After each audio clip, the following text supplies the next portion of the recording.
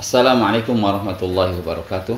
Innal hamdalillah wassalatu wassalamu ala Rasulillah wa ala alihi wa sahbihi wa mawala amma ba'd. Kaum muslimin rahimakumullah.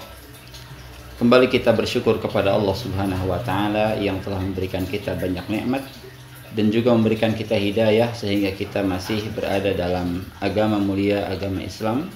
Mudah-mudahan Allah Subhanahu wa taala terus memberikan hidayah kita dan menetapkan kita di atas Islam hingga akhir hayat nanti. Kaum muslimin, tak terasa beberapa hari lagi insya Allah kita akan kedatangan satu hari istimewa, yaitu Hari Raya Idul Fitri. Untuk menyambut kedatangan Hari Raya Idul Fitri, maka kita akan membahas beberapa hukum yang berkaitan dengan Hari Raya. Hari Raya adalah hari bahagia, di mana kaum muslimin seluruhnya bergembira, dikarenakan mereka telah menyelesaikan tugas agung, yaitu ibadah di bulan Ramadan. Mereka telah menyelesaikan puasa sebulan penuh. Mereka telah banyak membaca Al-Quran. Mereka telah banyak bersedekah dan amal saleh lainnya. Dan memang kita diperintahkan oleh Allah Subhanahu wa taala untuk berbahagia dengan amal-amal saleh. Kita diperintahkan oleh Allah untuk berbahagia dengan syariat Islam. Dalam surat Yunus ayat 58, Allah Subhanahu wa taala berfirman, "A'udzubillahi minasyaitonir rajim. Qul bi fadlillahi wa bi rahmatihi fabidzalika falyafrahu huwa khairum mimma yajma'un." Katakanlah, hendaklah mereka berbahagia dengan fadilah Allah dan juga dengan rahmat dari Allah Subhanahu wa taala. Dan ini lebih baik daripada harta dunia yang mereka kumpulkan. Di antara makna ayat ini yaitu kita diperintahkan oleh Allah Azza wa Jalla untuk berbahagia dengan syariat Islam, berbahagia dengan salat, berbahagia dengan puasa, berbahagia dengan sedekah, berbahagia dengan seluruh syariat Islam yang Allah Subhanahu wa taala turunkan kepada kita. Kemudian juga ada hadis bahwa Rasulullah SAW bersabda, "Lis-shaimi farhatani."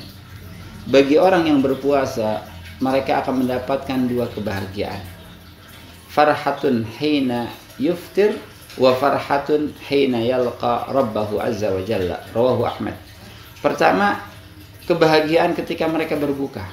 Berbuka di sini ada dua makna. Pertama, berbuka harian, yaitu setiap maghrib. Mereka bahagia setiap maghrib karena diperbolehkan lagi untuk makan, untuk minum.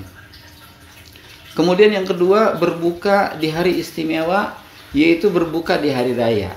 Ini kebahagiaan yang luar biasa. Bahagia di dunia dengan hari raya. Kemudian yang kedua, orang yang berpuasa pun akan berbahagia ketika mereka berjumpa dengan Allah Azza wa Jalla, membawa pahala puasa yang begitu besar, mendapatkan keridhaan dari Allah Subhanahu wa taala. Bahkan dipersilahkan oleh Allah Azza wa Jalla untuk masuk ke dalam surga melalui sebuah pintu namanya pintu Ar-Rayyan. Kaum muslimin pasti berbahagia ketika berjumpa dengan Allah ketika mereka melaksanakan ibadah puasa. Nah, kemudian di hari raya ada beberapa hukum yang harus kita ingat kembali. Yang pertama, yusanut takbir al-mutlaq. Disunnahkan di hari raya ini untuk memperbanyak takbir, ya, memperbanyak takbir. Dan seorang Syekh Ibnu Utsaimin rahimahullah, beliau mengatakan, ibtida'uhu min ghurubi syams lailatul Aid ila maji'il imam. Ya, takbir ini itu dimulai ketika matahari tenggelam di akhir Ramadan. Ya, pada malam takbiran ketika matahari tenggelam di akhir Ramadan sampai imam naik mimbar, atau sampai imam mau melaksanakan sholat. Ini selesai takbiran. Ya, jadi tidak 3 hari 3 malam, atau sebagian kita ada yang melakukan 7 hari 7 malam. Nah, ini keliru. Ya, takbir Idul Fitri itu hanya dari matahari tenggelam di akhir Ramadan sampai imam melaksanakan sholat. Jadi waktunya cukup pendek, maka kita harus memperbanyak takbir ini. Ya. Kemudian bagaimana sifat takbir yang disunahkan oleh Rasulullah SAW? Ada beberapa riwayat, di antaranya yaitu dengan mengucapkan Allahu Akbar, Allahu Akbar, Allahu Akbar, la ilaha illallah, wallahu akbar, Allahu Akbar, walillahil hamd. Ini diantara sunnah takbir. Ya, Allahu Akbar, Allahu Akbar, Allahu Akbar, la ilaha illallah, wallahu akbar, Allahu Akbar, walillahil hamd. Atau menggenapkan takbir di pertama, Allahu Akbar, Allahu Akbar, la ilaha illallah, wallahu akbar, Allahu Akbar, walillahil hamd. Ya, kemudian takbir ini itu disunnahkan untuk terus diulang-ulang, baik di rumah, di jalan, di masjid, ataupun di pasar. Dan bagi laki-laki ini disunnahkan untuk mengeraskan suaranya. Adapun perempuan, ya disunnahkan untuk melembutkan suaranya, artinya yang mendengar hanya dirinya sendiri. Tapi untuk laki-laki ini disunnahkan untuk mengeraskan suaranya. Allahu Akbar, Allahu Akbar, la ilaha illallah, Allahu Akbar, Allahu Akbar, walillahil hamd. Ini berdasarkan satu riwayat dari Abdullah ibn Umar radhiyallahu anhuma, bahwa Rasulullah sallallahu alaihi wasallam kana yakhruju fil 'id rafi'an sautahu. Bahwa Rasulullah sallallahu alaihi wasallam itu pernah keluar rumah pada hari raya Idul Fitri dengan mengangkat suaranya, bit tahlil wa takbir, dengan mengucapkan tahlil dan takbir. Ya, tahlil itu adalah ucapan la ilaha illallah, takbir itu adalah ucapan Allahu Akbar. Hadis ini diriwayatkan oleh Imam Al-Baihaqi dan disahihkan oleh Syekh Albani rahimahullah. Maka kita sebagai umat Rasul itu diperintahkan untuk beriqtida, ya, atau beruswah, mengikuti teladan Rasul sallallahu alaihi wasallam. Ketika beliau mengeraskan takbir, maka kita pun mengeraskan takbir. Nah, kemudian takbir ini disunnahkan sendiri-sendiri, ya, tidak berbarengan, tidak sengaja dibarengkan, ya, sebab pendapat para ulama diantaranya Ibnu Baz rahimahullah, dia mengatakan bahwa takbir jama'i ini bid'ah dan tidak disyariatkan. Ya, tidak disyariatkan. Adapun ketika kita takbir, kemudian sahabat kita takbir dan berbarengan, itu tanpa disengaja, maka ini diperbolehkan. Ya. Kemudian jamaah kaum muslimin rahimakumullah, pada hari raya Idul Fitri, ya, itu ada rukhsah dalam syariat Islam, ada rukhsah atau ada kelonggaran, ya, bagi kaum muslimin diperbolehkan bermain-main, diperbolehkan banyak bermain. Ya, tidak seperti hari-hari biasanya. Khusus untuk hari raya Idul Fitri ini diperbolehkan untuk memperbanyak permainan.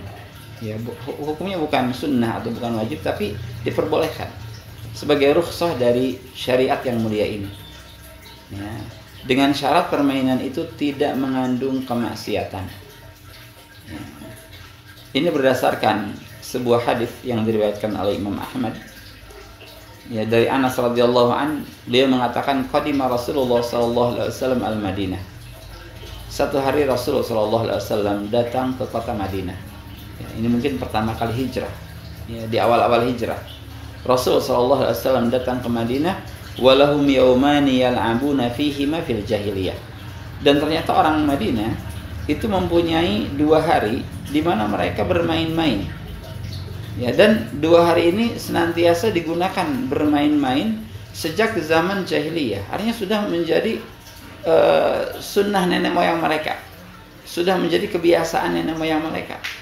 Faqala, kemudian Rasulullah SAW bersabda, innallaha qad abdalakum bihima khairan minhuma. Sesungguhnya Allah Subhanahu wa taala itu telah mengganti permainan kalian ini. Allah telah mengganti 2 hari permainan kalian ini dengan 2 hari yang lebih baik dari keduanya. Yaumal Fitri wa Yauman Nahri. Yang pertama hari raya Idul Fitri, yang kedua hari raya menyembelih atau hari raya berkurban, Idul Adha. Nah ini, maka Islam itu mempunyai 2 hari raya. Ya, hari raya kaum muslimin ada 2, yaitu Idul Fitri dan Idul Adha. Di hari raya ini kaum muslimin diperbolehkan untuk memperbanyak permainan, ya, bernasyid atau permainan-permainan yang lainnya yang bisa membahagiakan hati kita. Kemudian selanjutnya tentang salat Id. Ya, salat Idul Fitri itu dilakukan 2 rakaat. Takbir yang pertama, ya, di rakaat pertama yaitu 7 kali takbir setelah takbiratul ihram. Jadi ketika seorang mengucapkan Allahu Akbar, takbiratul ihram, ya, kemudian membaca doa iftitah atau istiftah, ya, setelah selesai maka takbir lagi 7 kali. Allahu Akbar. Ya, 7 kali. Nah, ini di rakaat pertama. 7 kali takbir setelah takbiratul ihram. Di rakaat kedua yaitu 5 kali takbir setelah takbiratul intiqal. Ketika seorang bangkit dari sujud, Allahu Akbar. Ya, itu takbir intiqal, takbir perpindahan.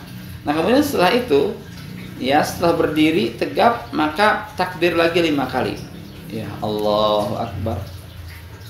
Ya, itu 5 kali.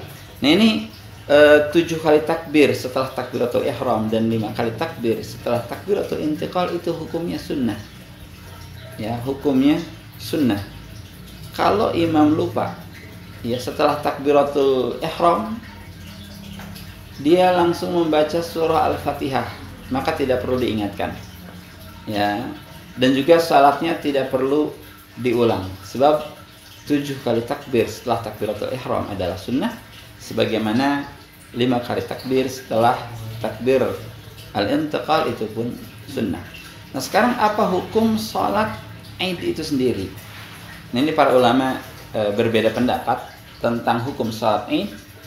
Jumhur ulama atau mayoritas ulama mengatakan salat Id ini hukumnya sunnah muakkadah atau sunnah yang sangat ditekankan. Menurut mayoritas ulama tidak ada salat wajib kecuali salat yang 5 waktu. Ya, zuhur, asar, maghrib, isya, dan subuh. Ini salat 5 waktu. Adapun selainnya itu hukumnya sunnah. Ada muakkadah, ada ghairu muakkadah. Ada yang sangat ditekankan, ada yang tidak ditekankan. Untuk salat Id, ini jumhur ulama mengatakan hukumnya sunnah muakkadah atau sunnah yang sangat ditekankan. Ya, sebagian ulama diantaranya Ibnu Taimiyah rahimahullah dan juga diikuti oleh Ibnu Utsaimin rahimahullah, beliau mengatakan salat Idul Fitri itu adalah hukumnya wajib fardu ain. Ya, untuk wanita, untuk laki-laki, dan juga untuk fardu ain untuk laki-laki. Ya. Bahkan Rasulullah SAW memerintahkan para wanita, walaupun mereka sedang haid, itu diperintahkan untuk keluar, walaupun mereka tidak ikut sholat, tapi mereka menyaksikan, ya, bagaimana kaum muslimin sholat, kemudian juga mengaminkan doa yang akan dipanjatkan oleh sang khatib. Ya, ini berbeda pendapat hukumnya. Nah, kemudian ketika seseorang ingin melakukan salat Id, ya, maka tidak ada salat sebelumnya dan juga tidak ada salat setelahnya. Ya. Kemudian tidak ada azan. Ya. Tidak ada azan, juga tidak ada iqamah. Ini untuk salat Id. Ada sebuah riwayat dari Ibnu Mas'ud radhiyallahu anhu. Ya, kharaja yaumal Id wa qala. Ibnu Mas'ud ini seorang sahabat. Beliau keluar untuk salat Id. Kemudian beliau mengatakan, ya ayuhan nas, innahu laisa minas sunnah ay yusalliya qabla al-imam. Wahai manusia, wahai para jamaah, sesungguhnya tidak termasuk sunnah melakukan salat sebelum imam. Artinya memang tidak ada salat qabliyah Id. Ya, ini berdasarkan riwayat dari Ibnu Mas'ud radhiyallahu anhu, dan hadis ini sahih yang diriwayatkan oleh Imam An-Nasa'i rahimahullah. Ya. Tapi kalau salat itu dilakukan di dalam masjid, maka ada sunnah tahiyatul masjid. Ya, ada sunnah tahiyatul masjid. Adapun kalau salatnya di lapangan, maka tidak ada sunnah tahiyat lapangan. Ya, jadi Kalau sholat id itu dilakukan di tanah lapang bersama kaum muslimin, jamaah mendatanginya sambil bertakbir, Allahu Akbar, Allahu Akbar, la ilaha illallah, Allahu Akbar, Allahu Akbar, walillahil hamd. Terus ketika sampai di tanah lapang itu mereka duduk sambil menunggu imam, ya, dengan memperbanyak takbir dan tahlil. Adapun ketika salat id itu dilakukan di dalam masjid, maka mereka masuk masjid dan disunahkan untuk tahiyatul masjid, bukan qabliyah id. Ya, ini berdasarkan sabda Rasulullah sallallahu alaihi wasallam, "Idza dakhala ahadukumul masjid fala yajlis hatta yusalli rak'atain." Kalau kalian masuk ke dalam masjid, maka janganlah kalian duduk sampai kalian salat 2 rakaat. Ya, ini perintah mutlak dari Rasulullah sallallahu alaihi wasallam. Ya. Kemudian ketika imam selesai sholat dan imam akan khutbah, ya, sebab kalau Idul Fitri atau Idul Adha itu berbeda dengan sholat Jumat. Kalau Jumat itu khutbah dulu baru sholat. Kalau Idul Fitri atau Idul Adha itu sholat dulu 2 rakaat baru khutbah. Nah, khutbah ini atau mendengarkan khutbah itu hukumnya sunnah, sebagaimana khutbahnya pun sunnah. Ya, mendengarkan khutbah adalah sunnah, juga ya khutbahnya itu sendiri adalah sunnah, bukan satu kewajiban. Berdasarkan hadis dari Abdullah ibn Sa'id, ya, Abdullah ibn Sa'id dia mengatakan, syahidtu ma'a Rasulillah sallallahu alaihi wasallam al-Id. Aku pernah salat Id bersama Rasulullah sallallahu alaihi wasallam. Falamma qada shalah, ketika beliau sudah menyelesaikan salat, qala, maka Rasul bersabda, inna nakhtub faman yajlis lil khutbah falyajlis wa man ahabba ay yadhhaba falyadhhab. Rasul mengatakan, kami akan khutbah. Siapapun yang ingin mendengarkan khutbah maka silahkan duduk, dan siapapun yang ingin pergi maka silahkan pergi. Ini menunjukkan bahwa mendengarkan khutbah itu adalah sunnah. Ya, sebagaimana khutbahnya sendiri adalah sunnah, bukan satu kewajiban. Di masa pandemi semacam ini, ketika ada seseorang tidak mendapatkan masyarakat yang melaksanakan masjid di tanah lapang atau di masjid, ya, lantas mereka melakukan sholat Id di rumah masing-masing, maka silahkan sholat Id di rumah masing-masing. Ya, baik sendiri-sendiri atau berjamaah bersama keluarga.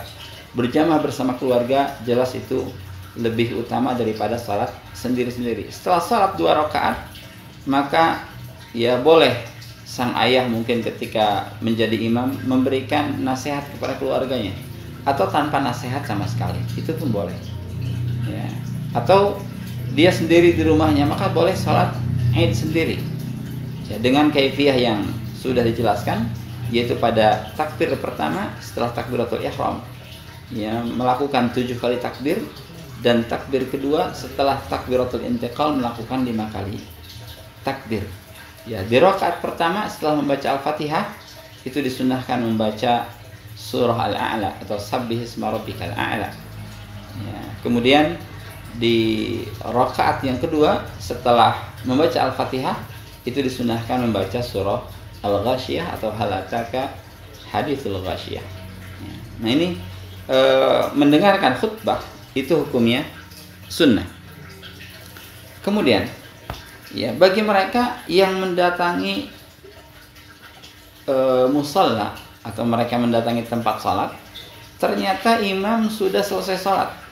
Ya, kita datang ke lapangan ternyata sudah mulai khutbah. Apa yang kita lakukan? Ya, nah ini ada sebuah hadis dari Imam Bukhari rahimahullah dalam kitab sahihnya. Ya, beliau mengatakan bab idza fatathu salatul Id yusalli rak'atain. Ya, bab yang menjelaskan bahwa siapapun yang tertinggal salat Id maka dia salat 2 rakaat. Ya. Kemudian juga dalam Sunan An-Nasai, ya, wa man kana fil buyut wal qura, dan juga untuk mereka yang masih ada di rumah atau di perkampungan, itu pun salat 2 rakaat. Ya, dan Rasul mengatakan hadza aiduna ahlil Islam. Ini adalah hari raya kaum muslimin. Kemudian beliau memerintahkan Anas bin Malik ya untuk sholat 2 rakaat. Ya, untuk sholat 2 rakaat ketika tertinggal sholat Aid. Maka kita pun ya ketika jam 7 baru berangkat dari rumah, ya sholat sudah selesai, maka tidak usah balik lagi, tetap kita di tempat itu dan sholat mandiri atau sholat sendiri dengan melakukan 2 rakaat. Nah, kemudian disunahkan di hari raya Idul Fitri yaitu untuk mandi sebagaimana mandi janabah. Ya. Dan memang kaum muslimin menyunahkan umatnya, ya Islam menyunahkan kaum muslimin untuk mandi ketika akan menghadiri perkumpulan-perkumpulan bersama kaum muslimin yang lain. Ya, sebab Islam adalah agama yang bersih. Islam adalah agama yang mencintai sesuatu yang harum, tidak berbau. Maka sebelum salat Jumat kaum muslimin disunahkan untuk mandi. Begitu juga sebelum salat Idul Fitri atau Idul Adha disunahkan untuk mandi janabah. Ya, kemudian disunahkan untuk menggunakan parfum. Ya, ini agar tidak bau badan. Sebab jika bau badan maka itu akan mengganggu kaum muslimin yang lain. Bahkan Rasulullah SAW melarang umatnya ketika sudah makan makanan yang berbau, makan bawang atau pete atau yang lainnya, itu Rasulullah SAW melarang untuk mengikuti sholat berjamaah di masjid karena akan mengganggu kaum muslimin, dan ternyata malaikat pun terganggu dengan aroma yang tidak sedap itu. Ya, maka sebelum berangkat salat Aid ini disunahkan untuk mandi. Ya, ini berdasarkan riwayat dari Nafi' bahwa Ibnu Umar radhiyallahu anhu kana yaghtasil qabla an yaghduwa ila al-musalla.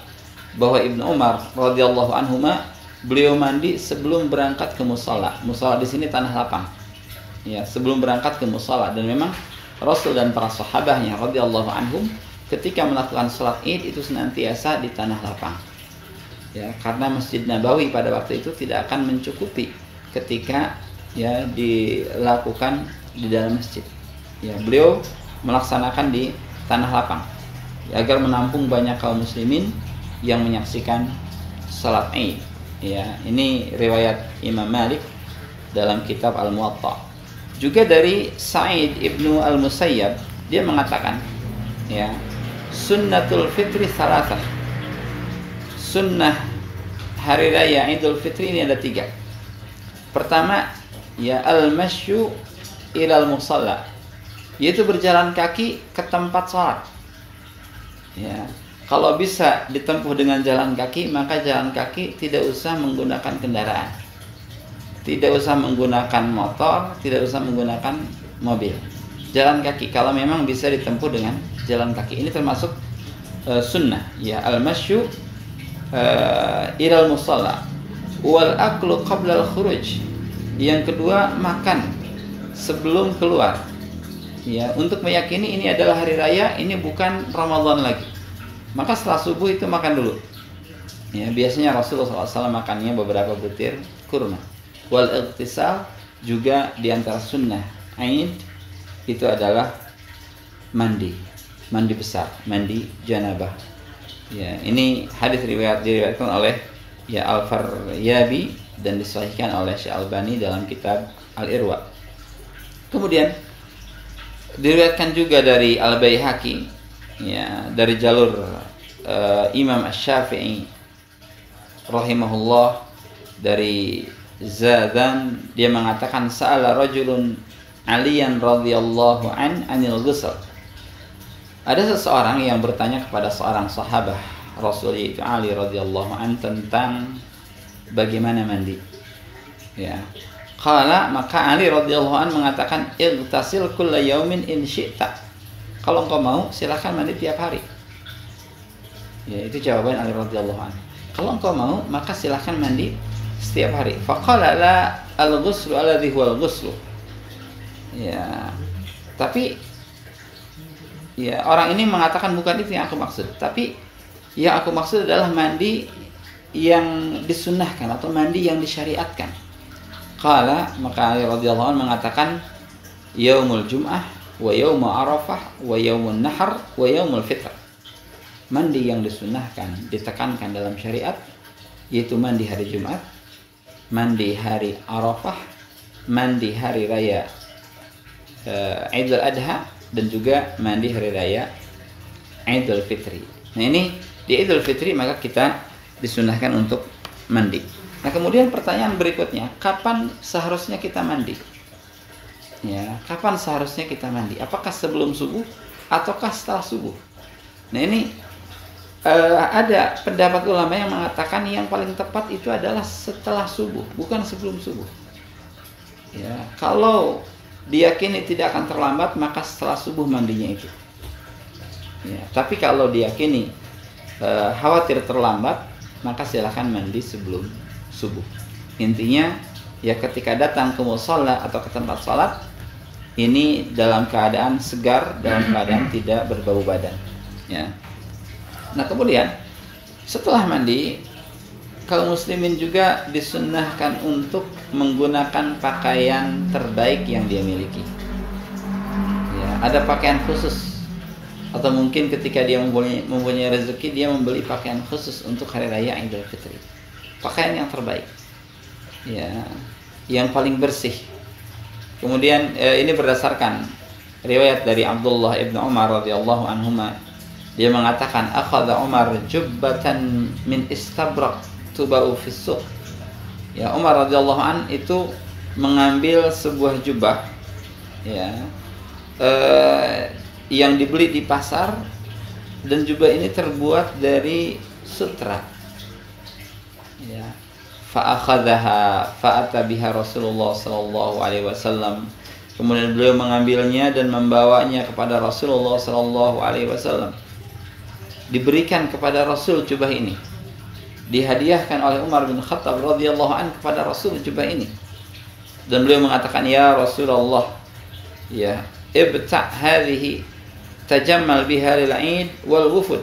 Wahai Rasulullah, ambil ini, pakai ini pakaian jubah, ya, dan berhiaslah engkau, ya, untuk engkau gunakan untuk berhias di hari raya dan juga di pertemuan-pertemuan. Faqala lahu Rasulullah sallallahu alaihi wasallam. Kemudian Rasulullah sallallahu alaihi wasallam bersabda kepada Umar bin Khattab radhiyallahu an, "Innama hadhihi libas man la khalaqa lahu."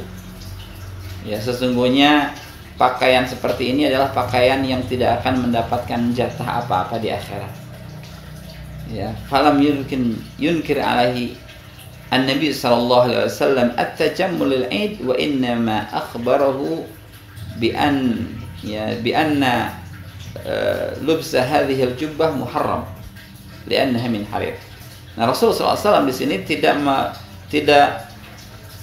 membantah Umar bin Khattab radhiyallahu an tentang berhiasnya, tetapi Rasulullah SAW ya tidak menggunakan jubah itu dikarenakan jubah itu terbuat dari sutra, dan sutra diharamkan untuk kaum muslimin. Ya, sutra diharamkan untuk kaum muslimin. Sutra digunakan oleh mereka yang bukan beragama Islam. Ya, kalau kita menggunakan sutra di sini maka haram, sebab sutra itu akan diberikan oleh Allah Azza wa Jalla dijadikan pakaian untuk kaum muslimin nanti di dalam surga. Ya. Di dunia itu diharamkan, maka Rasulullah SAW ya tidak menggunakannya untuk hari raya Idul Fitri atau untuk pertemuan-pertemuan. Kemudian dari Abdullah, ya, Maula Asma, ini mantan budak dari Asma radhiyallahu anha, dia mengatakan, ya, akhrajtu ila Asma jubbata tayalisah. Ya, aku keluarkan sebuah jubah untuk Asma radhiyallahu anha. Ya. Kemudian ya beliau mengatakan, atau Asma radhiyallahu anha mengatakan, hadhihi jubbatu Rasulullah sallallahu alaihi wasallam kana yalbisuha lil wufud yawma wa yawmal jum'ah. Ini adalah jubah Rasulullah sallallahu alaihi wasallam yang senantiasa digunakan ketika hari-hari pertemuan dan juga hari Jumat. Ini artinya Rasulullah SAW mempunyai baju khusus untuk hari raya, baik hari Jumat ataupun hari raya Idul Fitri dan hari raya Idul Adha. Maka kita disunnahkan untuk memperindah diri kita dengan pakaian-pakaian yang terindah yang kita miliki. Nah, kemudian disunnahkan sebelum keluar salat Id untuk makan kurma, beberapa butir kurma. Ini kalau kita memiliki kurma, atau makan apapun kalau kita tidak mempunyai kurma. Ya, disunnahkan kurma. Ini berdasarkan hadis dari Anas radhiyallahu an, dia mengatakan kana Nabi sallallahu alaihi wasallam la yaghdu yaumal fitri hatta ya'kula tamarat wa ya'kuluhunna witra. Bahwa Rasulullah sallallahu alaihi wasallam tidak keluar di hari raya Idul Fitri sebelum makan beberapa butir kurma, dan beliau makannya secara ganjil. Rawahu Al-Bukhari. Ya, fungsinya apa? Fungsinya pertama untuk meyakini bahwa ini adalah hari raya, bukan bulan Ramadan lagi. Ya, fungsinya seperti itu. Untuk meyakini ini adalah hari raya, maka setelah subuh sebelum berangkat ke tempat sholat kita disunahkan untuk makan beberapa butir kurma. Kalau tidak ada kurma maka makan apapun yang kita miliki. Nah, kemudian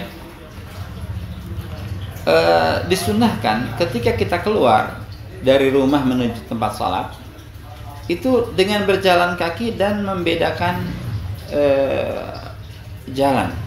Ya, ketika kita berangkat ke mushola melalui satu gang, maka pulangnya berputar memilih gang yang lain. Itu disunahkan semacam itu. Ya, dari Abu Rafi' bahwa Rasulullah sallallahu alaihi wasallam kana yakhruju ilal idain masyian wa yusalli bighairi adzan wala iqamah. Rasulullah sallallahu alaihi wasallam dahulu ketika hari raya Idul Fitri, beliau berjalan menuju tempat salat dengan berjalan kaki, dan salat tanpa azan, tanpa iqamah. Ya, tidak azan, tidak ada azan, tidak ada iqamah. Tsumma yarji masyian fi tariqin akhar. Kemudian beliau sallallahu alaihi wasallam pulang ke rumahnya melalui jalan yang lain. Ya, kalau kita mempunyai beberapa jalan untuk pergi dan pulang, maka kita pun disunnahkan untuk membedakan jalan. Fungsinya apa? Fungsinya pertama untuk menunjukkan kepada kaum muslimin ini adalah hari raya. Yang pertama itu. Yang kedua, ketika kita berjalan ke tempat sholat, ini adalah satu ibadah. Sebagaimana kita pulang ke rumah dari tempat ibadah, itu pun adalah ibadah. Ya, fungsinya ketika kita berjalan di satu jalan, maka jalan itu akan menjadi saksi pada hari kiamat bahwa kita sudah beribadah kepada Allah Azza wa Jalla. Ya, sudah berjalan menuju tempat ibadah. Tanah-tanah yang diinjak itu menjadi saksi. Ya, kita menjadikan tanah yang lain untuk kita pijak, ya, sebagai tempat ibadah, agar banyak tanah yang menjadi saksi, banyak makhluk Allah yang menjadi saksi bahwa kita sedang beribadah kepada Allah Subhanahu wa taala. Ya.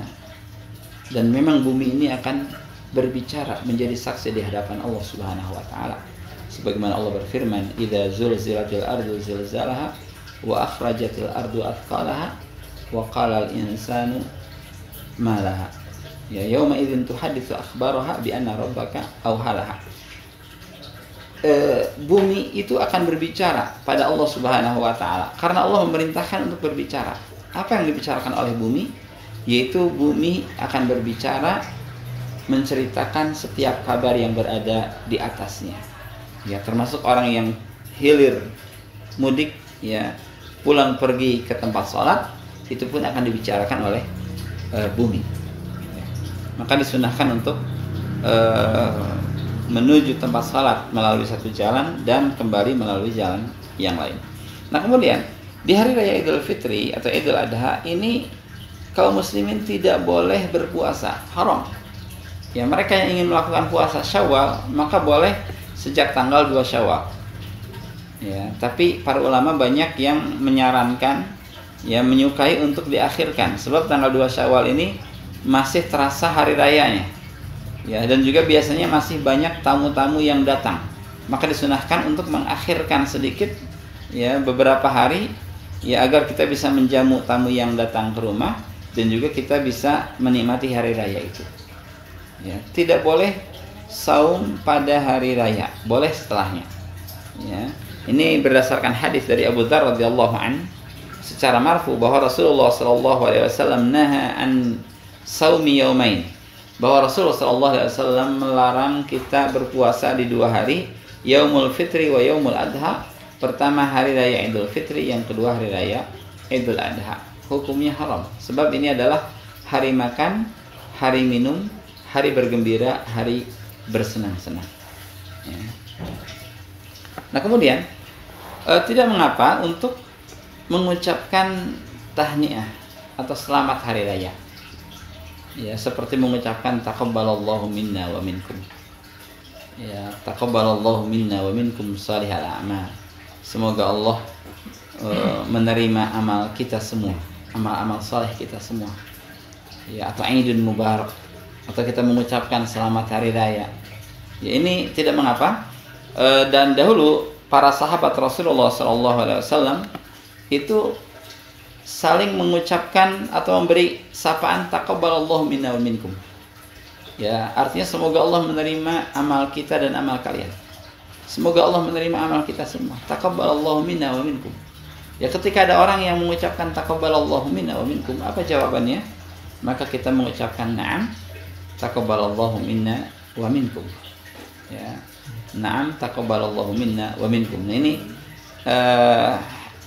riwayat dari Imam Ahmad dengan sanad yang jayyid. Ya, kemudian yang terakhir, ketika hari raya Idul Fitri atau Idul Adha bertepatan dengan hari raya mingguan atau hari Jumat. Ya, hari raya Idul Fitri atau Idul Adha-nya terjadi tepat pada hari Jumat, maka di sini ada rukhsah. Ya, mereka yang sudah melakukan sholat Id itu tidak wajib melakukan sholat Jumat, boleh diganti dengan zuhur. Ya, jadi sholat zuhur, tidak usah sholat Jumat. Tapi kalau dia ingin melakukan sholat Jumat silahkan. Ya, dan bagi ketua DKM, ya Dewan Kemakmuran Masjid, itu tetap melakukan atau mengadakan sholat Jumat untuk memfasilitasi mereka yang ingin memilih sholat Jumat, atau untuk mereka ya memfasilitasi mereka yang belum ikut sholat Id tadi. Ya, ini berdasarkan riwayat dari Ibnu Abbas dari Nabi sallallahu alaihi wasallam, dia mengatakan ijtama'a idani fi yaumikum hadza. Sungguh ya, setelah terkumpul dua Id pada kalian di hari ini. Jadi hari rayanya tepat pada hari Jumat. Ya, Rasul mengatakan berkumpul dua Id pada kalian di hari ini. Ya, faman syaa ajza'ahu minal jum'ah. Bagi yang ingin, maka dia sudah tercukupi untuk tidak melakukan salat Jumat. Artinya bagi mereka yang sudah salat Id, maka sudah cukup, tidak perlu lagi salat Jumat. Ya, wa inna mujmi'una insyaallah. Ya, adapun kami akan melakukan jamaah insyaallah. Ini sabda Rasulullah SAW yang memperbolehkan mereka yang sudah melakukan salat Id ketika salat Id itu di hari Jumat untuk tidak melakukan salat Jumat. Wallahu alam, mudah-mudahan Allah Subhanahu wa taala terus memberikan kita hidayah, memberikan kita kesehatan, dan juga untuk bisa beribadah kepada Allah sampai hari akhir nanti. Taqabbalallahu minna wa minkum. Ya, mudah-mudahan Allah menerima amal saleh kita semua. Wassalamualaikum warahmatullahi wabarakatuh.